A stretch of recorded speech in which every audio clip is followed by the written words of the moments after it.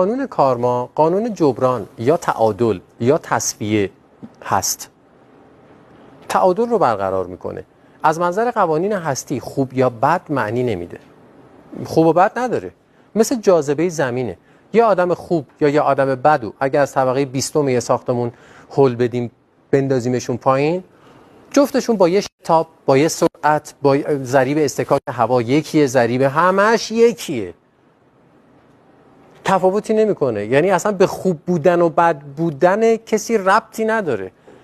این بخشی از مکانیزم واقعیت فیزیکی است. اینجا جاذبه جرمی وجود داره. جاذبه جرمی سیاره زمین هم 9.8 متر بر مجرور ثانیه است.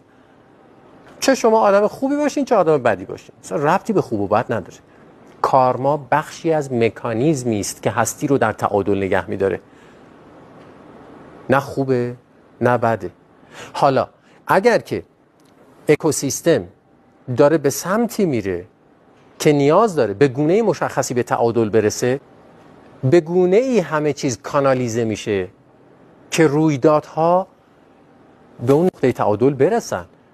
اگر لازمه که یک نفر به گونه‌ای ایفای نقش کنه که همون نقشی است که شما گفتین، نقش هیتلر، کسی اون نقش رو به دوش میکشه که به لحاظ درونی خودش در هماهنگی بیشتری با اون نقش باشه.